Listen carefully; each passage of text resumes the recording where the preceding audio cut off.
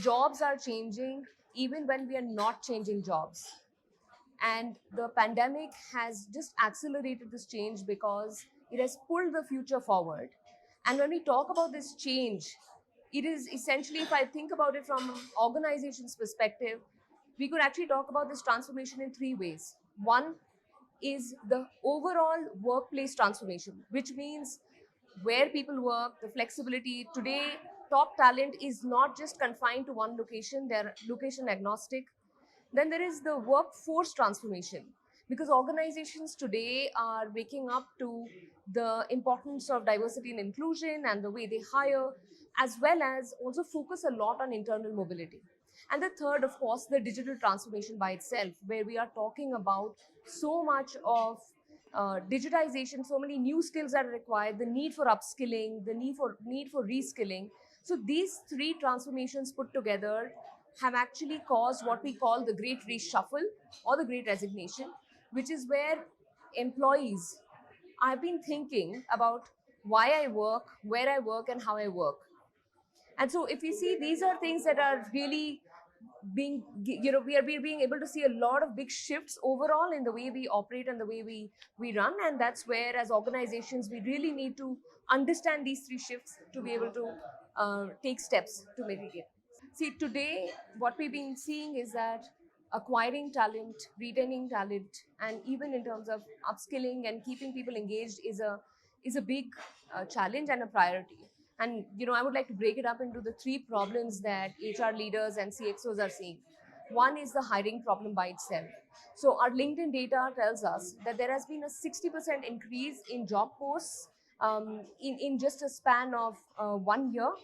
And similarly, when I talk about the retention problem, we've seen there's a 69% increase in job transitions across APAC in various jobs. So that goes to show us that how people are looking for change and are willing to move out. So there are employees are 10x more likely to leave a company if they see that they are not being invested in. And we're seeing that the average tenure of 5.4 is going down to 2.9 in certain regions. So that's clearly a retention problem. And the third problem is the skills gap problem. We are seeing that there is a rapid change in skills. Leaders are really trying to first focus on how do they identify the skills they need, and then how do they upskill those people. How do they need to hire, do they need to build or buy that talent? So these three problems are clearly defining the way things are, and the skills first strategy is clearly the answer to some extent in terms of to be able to solve. And why I say that is, to begin with, we have been traditionally focused on hiring only basis pedigree, degrees. Instead of that, if we focus on hiring basis skills, and we have seen that that started happening a lot, we will see that there will be a lot of shift in terms of where we are focusing more on how people are upskilling themselves. Because every 5 years, I mean, the top in demand jobs on LinkedIn today were not even available, or even those jobs were not even there 10 years ago.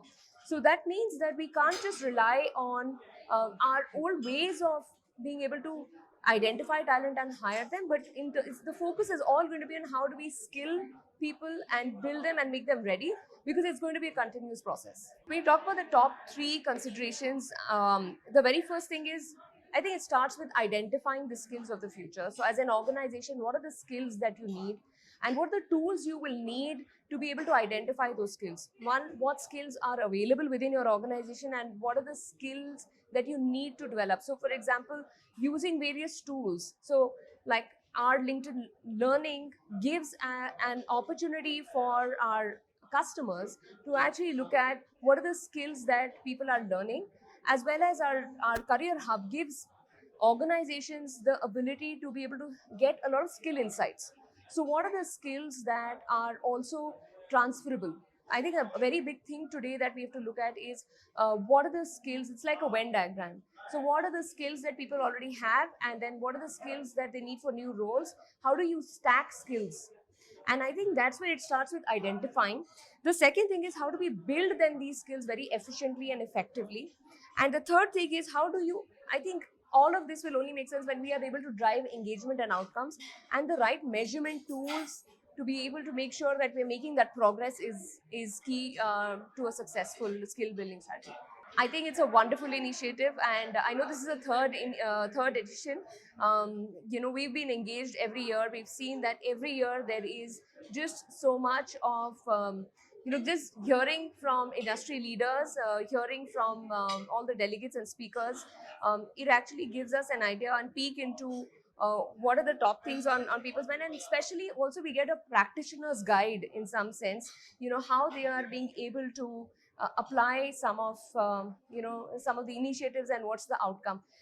I think what's the most important thing is that we all are learning as we go, because there's so much of uncertainty everywhere, and I think the amount of peer learning that happens in forums like these is really valuable. So I really want to thank ETHR for putting this whole event together. It's good to be in person, and for driving so much engagement.